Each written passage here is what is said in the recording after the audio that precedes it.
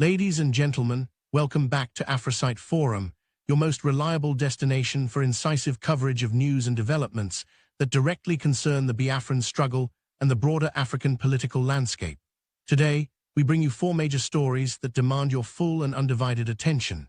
These are not stories you can afford to miss, because each of them carries significant weight for the case of Mazi Nnamdi Kanu and for the future of the African continent.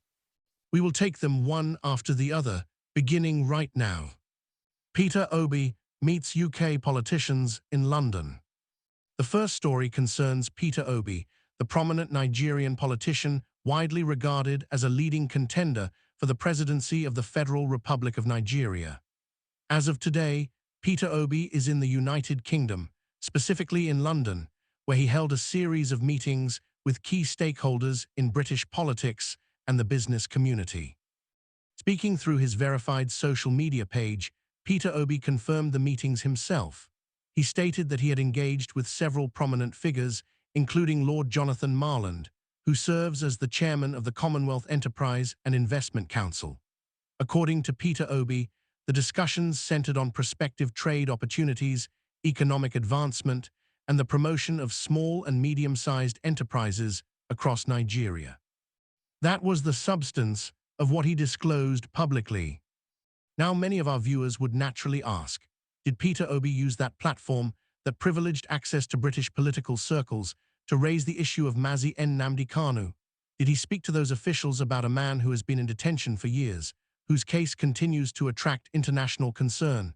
Based on the information available to us, the answer is no. Peter Obi did not raise the case of Mazi Nnamdi Kanu in any form during those engagements. His focus was exclusively on trade, business, and his own political ambitions ahead of the next general election. And here is where it becomes particularly instructive. Shortly after Peter Obi's meetings concluded, the British government issued its own statement through official channels. According to a report by Vanguard, the British government's envoy made it unambiguously clear that the United Kingdom has no preferred candidate in Nigeria's upcoming elections. They are not picking sides. They are not endorsing anyone. That response came directly on the heels of Peter Obi's London visit, and the timing is worth noting. The lesson here is straightforward. If you are going to travel to London and engage with British politicians, use that opportunity wisely. Use it to advocate for justice. Use it to champion the release of a man whose continued detention has been condemned by legal and human rights voices across the world. Going to London to discuss trade and political ambitions while Mazi remains in custody is a missed opportunity of considerable magnitude. Aloy Ejimakor is on the move. The second story is one that should genuinely excite every supporter of the Biafran cause. As of this morning, Aloy Ejimakor, one of the lead legal representatives handling the case of Mazi Nnamdi Kanu, announced through his verified social media page that he is on the move. His words were these: he is exhausted, yet strong in defense of freedom, and he asked followers to guess his destination. He posted this message from inside a commercial aircraft. From the available footage and photographs, the aircraft in question appeared notably sparse in passenger numbers, which is a detail worth examining. Commercial flights between major hubs such as Enugu to Lagos, Enugu to Abuja, or Abuja to Lagos are almost universally full. However, routes connecting Abuja to Sokoto or Enugu to Sokoto typically carry far fewer passengers. Based on that observation, we believe with reasonable confidence that Aloy Ejimakor is headed to Sokoto State. Why does that matter? Because the Sokoto Division of the Court of Appeal is a critical arena in the ongoing legal battle for Mazi Nnamdi Kanu's freedom. The court is in session today, operating from 8:30 in the morning through to 4:30 in the afternoon. Ejimakor's movement at this time, combined with his deliberate hint on social media, strongly suggests that the legal machinery is actively turning in Sokoto, and our lawyer is at the center of it. Across social media, supporters have responded with prayers, encouragement, and expressions of confidence. One message read, "May God grant you the energy, strength, and wisdom to secure freedom for the innocent." Another reminded him that even in the shadow of adversity, the Almighty's protection does not waver. Biafra's recognition, as they said, is sacrosanct. Aloy is moving, the case is moving, pay attention. Ugandan President Museveni sworn in for 7th term. Now we move to an update from Uganda that carries broader implications for every person watching this broadcast. On May 12, 2026, President Yoweri Museveni of Uganda was sworn in for his 7th consecutive term in office at the Kololo Independence Grounds in Kampala. Museveni, who is 81 years old, has now been in power since 1986. His current term will extend his continuous rule to approximately 45 years, by the time it concludes in 2031. Many of our viewers were not yet born when Museveni first assumed the presidency, yet here he stands, still in office, still at the helm.